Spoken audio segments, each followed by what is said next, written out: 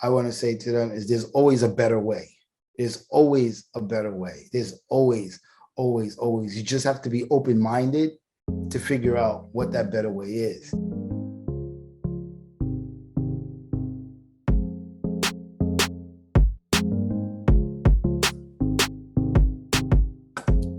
Hey, Wally, what's going on, buddy? Hey, I'm good, man. How you doing? Oh, I'm doing wonderful, wonderful. I'm excited with everything that's hopefully, getting better and better every single day, right? That's really what it's all about. But happy to have you on the show. This is my Big Win podcast, and just excited to have you here. Just excited to hear your story. So, we'll dive right into it. So who is Wally? Who is Wally here? Wow. Wally is a very interesting individual who came from a very crazy background and was able to turn it all around and accomplish some pretty big things. So that's pretty much who Wally is. That's awesome. That's awesome. So tell us about so where did you grow up? Like how did you grow up? Like what was that like? Yeah, so I grew up in Brooklyn, Marble Projects. When I was growing up, we really didn't have much, and my mom and my dad divorced probably, I don't know, maybe when I was a one, because I don't have any memory of my mom and dad together.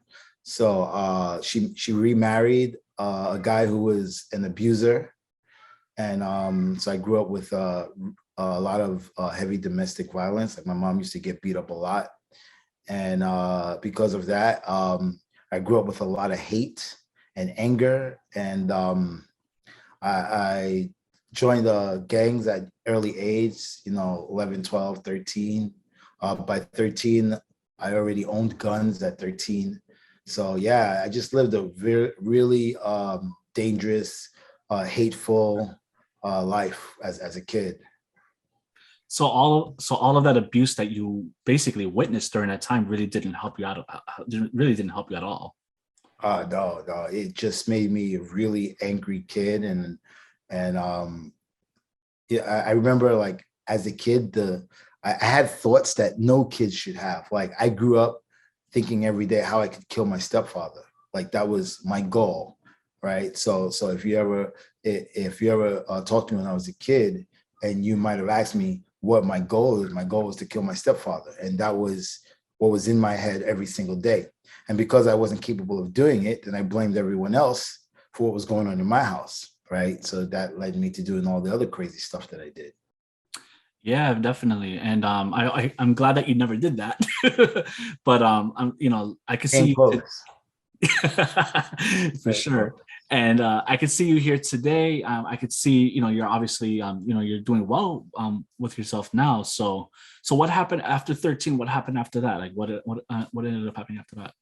Um, there was a point where, like I said, it came close. I actually I got arrested in school. I got sent away for 2 years for boarding school as an alternative to not do jail time for possession of a legal weapon in school.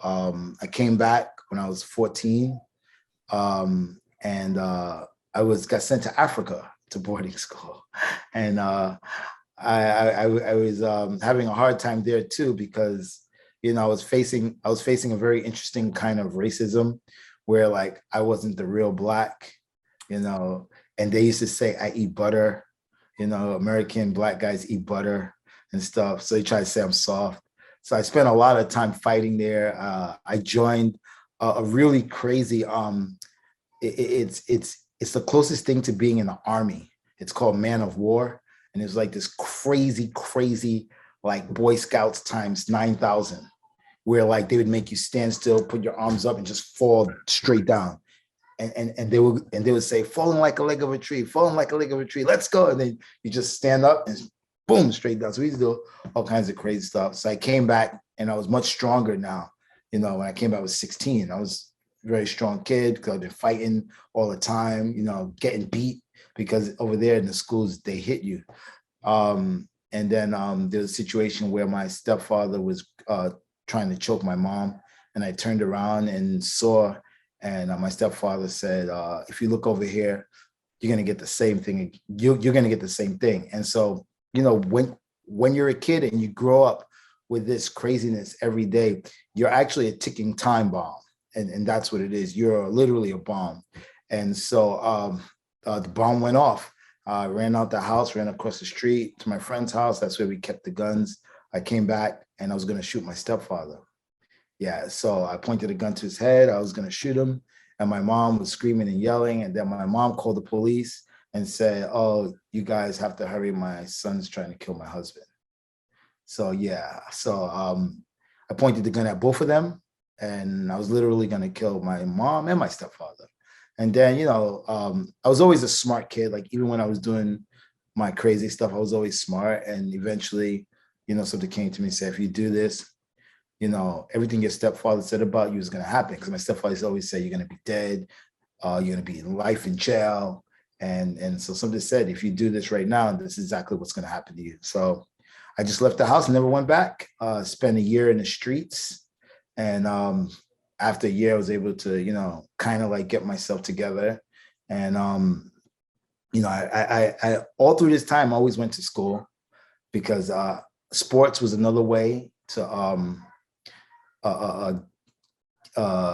release the craziness that was in my body and my mind by playing sports. I played every single sport there was.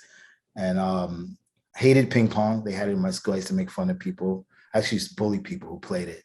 And after that, to make a long story short, I found a ping pong place through some people at a pool hall who told me about it. I couldn't believe that there was a real ping pong place where people play.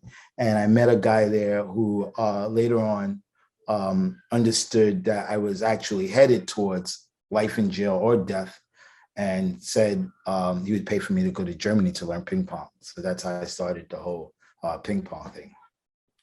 So so how old were you when you met this person? I was like 16, 17. 16, 17. So at first you hated ping pong and then you I hated started. So what I made used to you? make fun of people playing it. I remember I used to play football, and I would come from the field. We cut through the lunchroom, and I would see these kids playing. And I used to say, "Look at these kids playing ping pong with short shorts and a stick." I used to make fun of them. It was hilarious. Yeah, I hated the sport. Yeah. So you hated the sport. So what made you decide to go to Germany to Well, do something that you hated? because when I went to this place and saw people really playing, I was like, "Whoa, this is crazy!" And plus, nobody would play with me. And because nobody would play with me, I was the kind of person, if you didn't want to, like, if you didn't want me to be there, then I was really going to be there for real. And so I just kept going. And it was interesting because you would see people standing far from the table and really blah, and going, yo. And I was like, oh shit, you know, this sport's crazy. And so I got interested in it. And then I met a guy who was like, hey, do you have a partner? And I was like, no. He says, well, you know what? I can pay you $20 every time we play. So I have a steady partner, right? And I could hit, you know, I'm good at every sport. Doesn't matter. I can pick it up. And so I hit with this guy. He'd pay me $20. And so that was like my hustle. Remember, I had no money. And that was my hustle.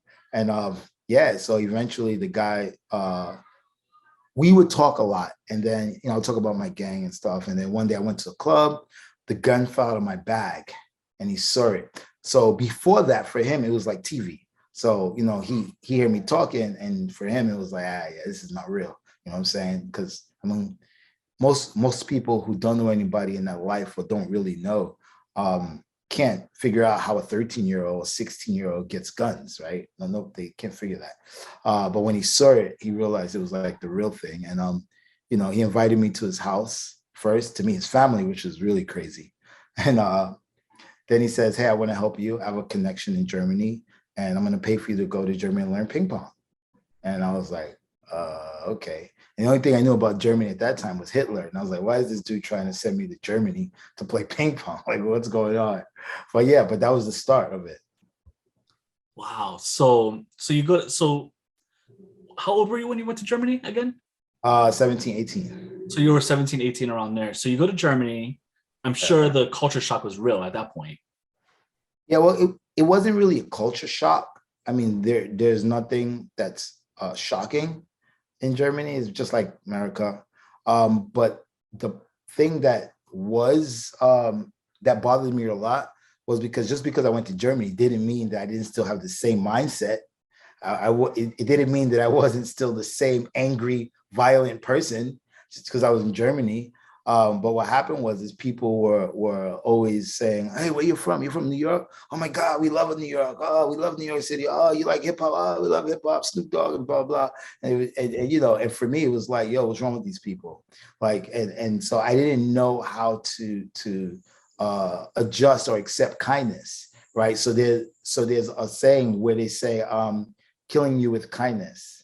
So that's exactly what was happening. Like I was literally getting killed with kindness, like for real. And it took me a little while. I was really confused about how to go about it. Like I was really confused, and it took me like about a month and a half, 2 months to actually understand that you're not in America, you're not in Brooklyn, you're not being abused. So why are you still angry? And so that was the start of the change in my life. Wow. So you're there, and of course, you're there to play ping pong. Yeah. So what happens with that? So, did you all of a sudden become this super great ping pong player, or? Well, I was at a school where all the top athletes go in different sports. So I got really good really quickly. Then after that, I went to a different part of Germany where I had met some people prior to the time I went, and trained there as well. And came back to America, and I had a pretty good level because that's what I've been doing every single day for 8 hours a day. And so I come back to America, and I got my first big break when I was playing a tournament in Chinatown. There was this kid that had who was visiting from China actually, and he was playing in a tournament against me. And every time I made a point, the kid would go cha, make these crazy noises, and I was like, "What?" And so then I say, "You know what? I'm gonna bring the ghetto out. I'm gonna bring the ghetto out." So when I would win a point, I'd be like, "That's it, baby. That's it. That's it. Send him back. Send him back. He's going down." I would be talking mad trash, and I brought something that no one's never seen in the sport because people normally just go, "Yeah, Joe," like this. And meanwhile, I was like trash talking. And Rockstar Games happened to be there at the time, and they were scouting actually. And so they came up to me. It was like, "Hey, do you know Rockstar Games?" "Of course, Grand Theft Auto." "Yeah, man, I love Grand Theft Auto." And he was like, "Well, we want to make the world's first ping pong game." And I was like, "What?" I was like, "Yes." The answer is yes. Like, you ain't got to say no more. You got to say no more. And so I made a video game with them called Rockstar Presents Table Tennis. It won Best Sports Game of the Year, beat Madden, beat every sport game. And because of that, then I leveraged that for them to sponsor me, right? So I was like, "Hey, can you guys sponsor me? I want to play on a pro tour." Right. And they were like, "Yeah, we can sponsor you. Just come up with a budget and stuff." I came up with this budget, and I traveled the entire world playing for US team with Rockstar money. So that's how I was really able to get my name out there and really able to actually play the pro level competition. Wow. So when Rockstar starts to sponsor you, how Yeah. was that in the beginning? Like, I'm sure in the pro leagues, it was a totally different ballgame at that point. Oh, it was crazy. I mean, just the fact that, you gotta remember the first place I had went prior was Germany. Now I'm going every major country in the world. I'm in like 12, 13 countries a year just playing ping pong, and I'm not paying for it. Like, it's all paid for already. And I mean, that part of it was great, but I didn't have the level of the people who are actually playing pro tour. So that part of it was a little tricky to navigate and figure out what my goal was in actually playing pro. Like why was I doing it? I mean, at the time in the beginning it was fun, but after a year, you have to figure out what you're doing, right? So yeah. And in the beginning, if I remember correctly, because I remember you saying this before, in the beginning you wanted to be the best player in the world, Yeah. or something along those lines. Well, so for me, I was the best at everything. No matter what it was, I can beat everybody. I can beat everybody. And when I started playing the sport, that was my mindset. I can beat everybody. No one can beat me. No one can beat me because I do this, I do that, I do that, and I'm this kind of athlete. And that was my mindset. But yeah, I remember these people were playing the sport since they were 3. And here I come at like 17, 18, and at 19, think pro, and then talking about I can beat these guys. That was not the case at all. It wasn't even close to the case. I was getting destroyed. Like it was bad. Like I was getting, I would get beat 11-2, 11-3, wouldn't make 5 points. And yeah, and it was, in the beginning, it was kind of funny because, everyone still had a respect for me because I could play. It wasn't that I couldn't play, it's that my mindset was wrong and it was stopping me from understanding why I'm losing.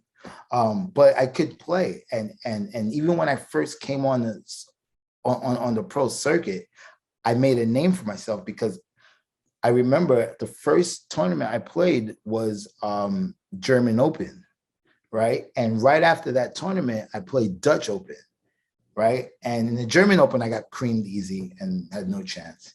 In the Dutch Open, I was getting creamed, but I got to play against China, which is like the best ever. And I was playing this Chinese guy. I still remember his name till today, Chen Junji. I'll never forget the look on this dude's face. And I'm playing this dude, right? And first I got killed by England, I got killed by Russia, and now I'm playing China, the best of the best. And the guy's killing me. So it's usually 4 out of 7. The guy's up 2-0. Then he's up 3. He's up 2-0, right? And then he's up 3. I did 3-0, I think, or maybe it was 2-0. So it's 2-0. And I went to my friend. My friend's coaching me, and my friend said, "Come on, man, you have to fight. Gangster." My friend, because I told my German friend gangster, and I told him how Jamaicans go, boop, boop, boop, boop.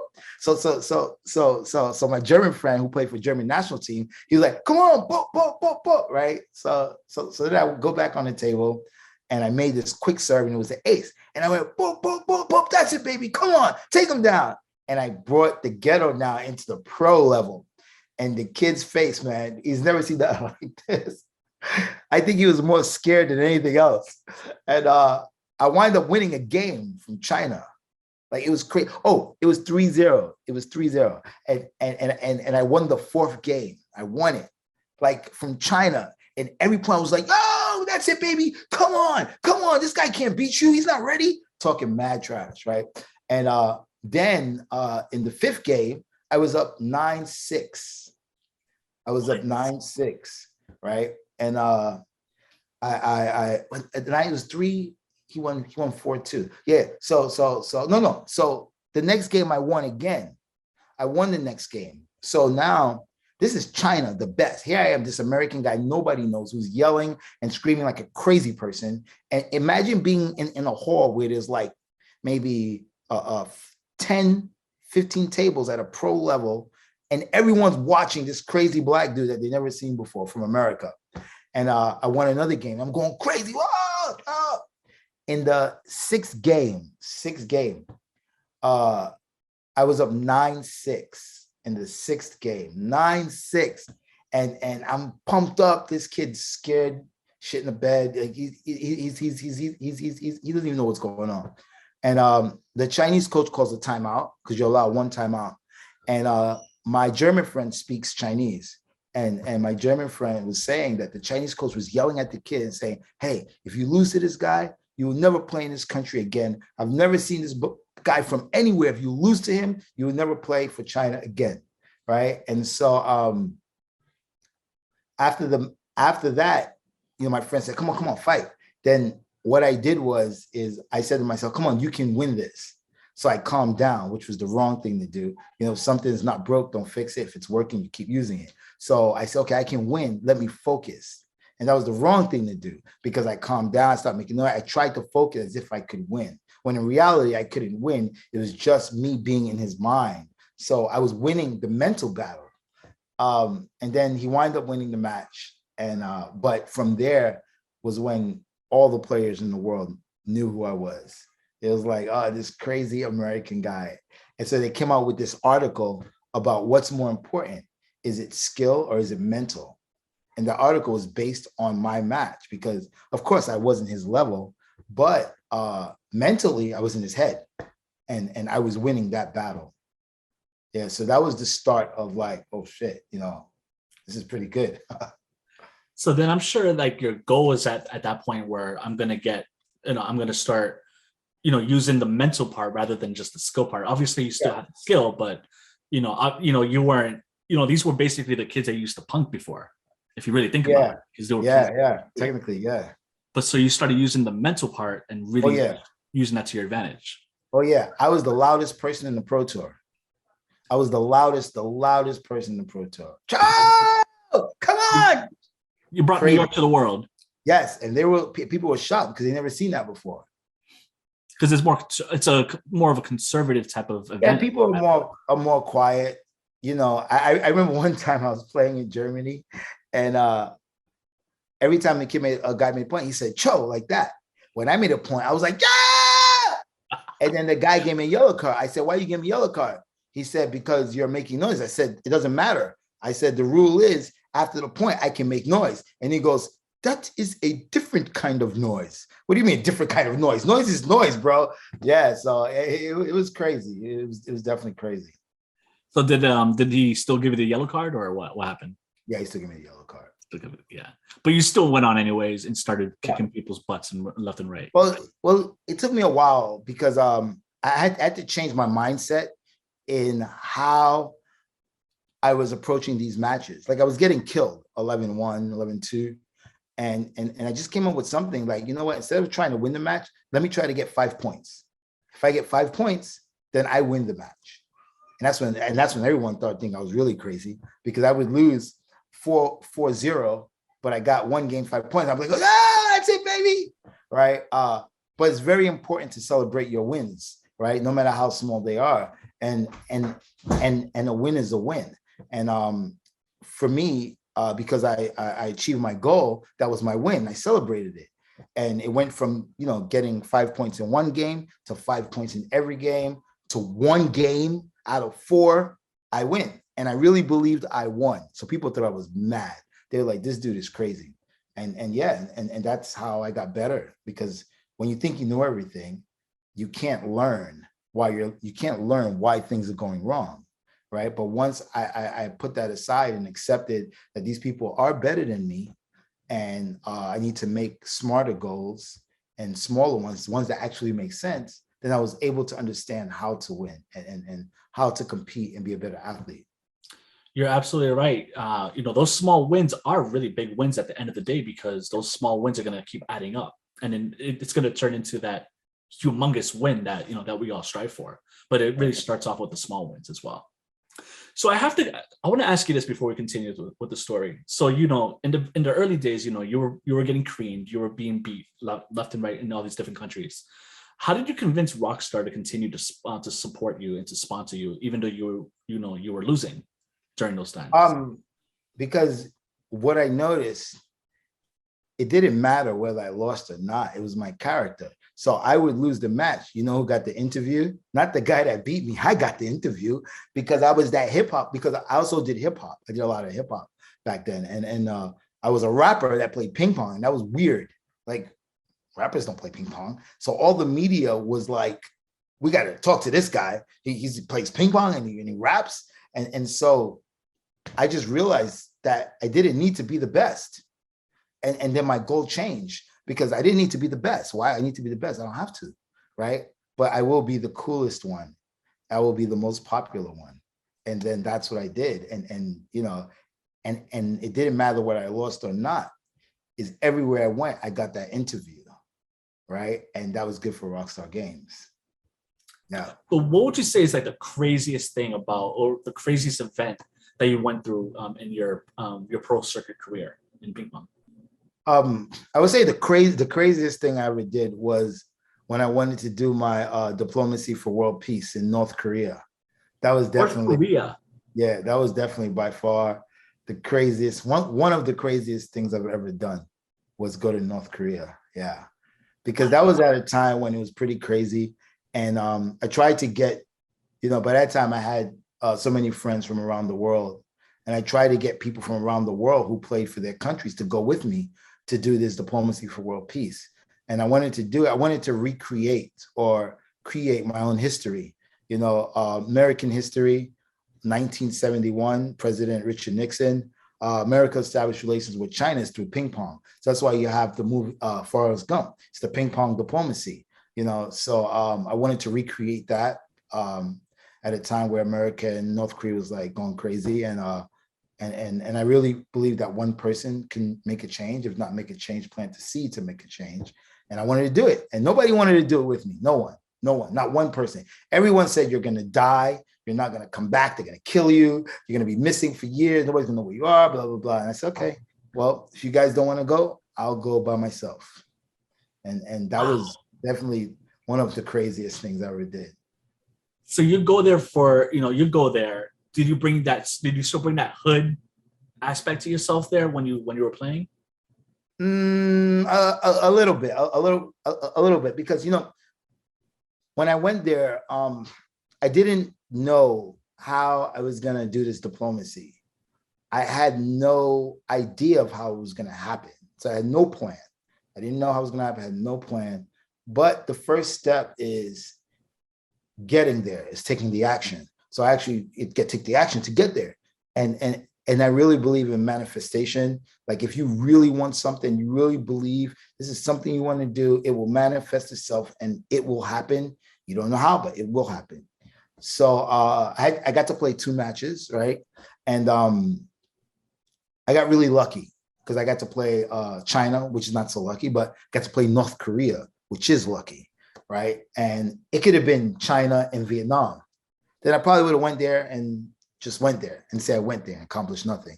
But I got to play North Korea. And I remember when I went to go to play the match, right? So, you line up, you have the 2 umpires, you and the North Korean guy.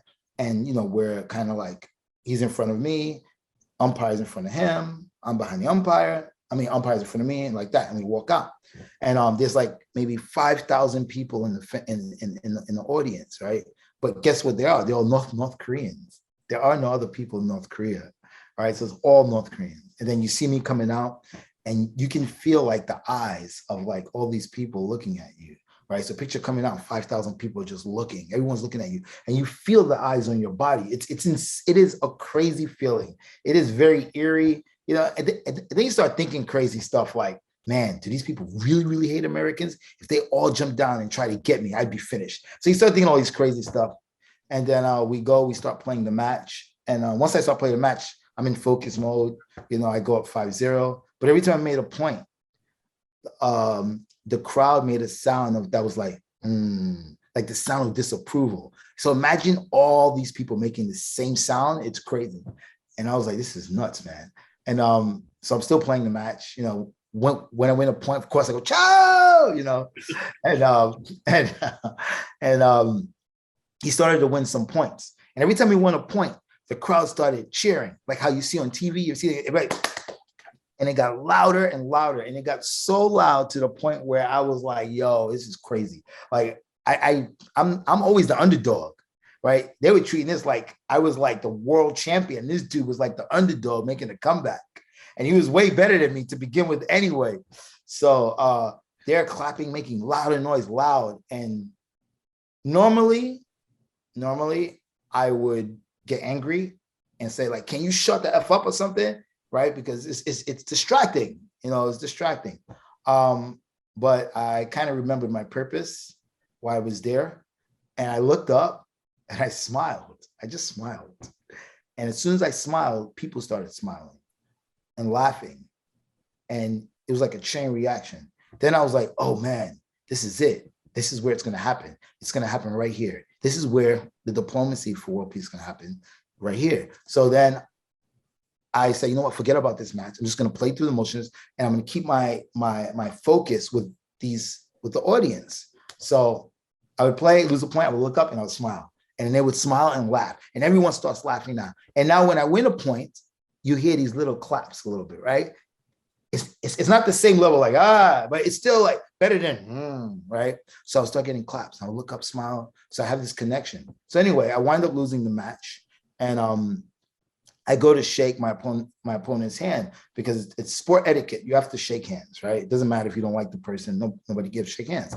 So you can tell he really didn't want to shake my hand, right? Because, in North Korea, Westerners or Americans are the devil, we're evil, blah, blah, blah, like this, we should be killed, et cetera, et cetera. This is what they grow up on. And you could tell he did not want to shake my hand, but he had to. So, when someone doesn't want to shake your hand, but they have to, they kind of don't reach out and say, hey, shake my hand. It's like, like kind of like this little soft thing. And I grabbed him by his arm. I pulled him in and just gave him a bear hug in front of everybody, right? And so my camera is facing my back, which is his front. So his face, you see his face. At first it was like, then he smiled, right? That smile, you cannot fake that. That's a real, genuine smile. That cannot fake that. So if I went all the way to North Korea just to get that smile, it was well worth it, right? The audience clapped and people cheered, right? And that was a success for me, right? Because I always say that, you can't change people overnight. People don't change overnight. It doesn't happen, right? But what you can do is you can plant the seed. And if you plant the seed, hopefully that seed will grow into change. So in my case, maybe years later, the government says, well, you know what? Americans are evil and they're bad. They're always going to remember for the rest of their life, this guy, he's probably never been hugged in his life by his parents, more or less, some Black dude from America who gave him the biggest hug, right? So for the rest of his life, he's always going to remember. You can't forget that. He's always going to remember that hug that he got, right? Those 5,000 fans are always going to remember this crazy Black dude from New York City, America, who showed their guy nothing but love in defeat, right? So for me, that's planting the seed. So whenever something comes up, people will say, well, you know what? I do remember the guy that came from America and, he hugged our guy and stuff like that. And that's how you start change. That's how change happens from the seed that's planted. So it was definitely a real success. I mean, for something that wasn't planned, had no idea of how I was going to do it, it worked itself out and it was great. Just imagine this, right? This kid from New York who was gonna one day, I hate to say this, but shoot his stepfather, right? Ended up leaving, and then one day planted a small little seed for world peace in North Korea years later. It's crazy. That's amazing. It's crazy. It's crazy. That I mean, even when I think about it, it's crazy. I ask you, so like, what would you say to those kids out there that are just angry, that they're just mad at life, they're angry at the world, right? Whether it doesn't matter if they're growing up in the in the suburbs or in the projects, really anywhere, right? What would you say to those kids that just have that anger? That there's a couple of things, man. The first thing I want to say to them is there's always a better way. There's always a better way. There's always. You just have to be open-minded to figure out what that better way is. And another thing, which I think is so important, don't be afraid. Well, two things. Don't be afraid to ask for help, and don't be afraid to accept help, right? Because so many times the help is there, and sometimes, you want to be the proud guy and you want to be the big guy. I'm a gangster. No, I don't need your help. No, you do need that help, bro. So you need to take it. So, like in my case, when I was offered the help, I accepted it, right? I could have been like, nah, bro, I don't want no help. I need that help. And where would I have been? I wouldn't be here talking to you right now. That's for sure. So those are very two important things. If you need help, ask. The worst that can happen is someone say no. That's it. And then you move on. And if someone offers the help, take it. Just take the help, because you know yourself, right? And people, when you need help, you know it. You just don't want to accept it, but you know it. Just take it. Just take it and see where it goes. You never know. It may change your life like it did mine.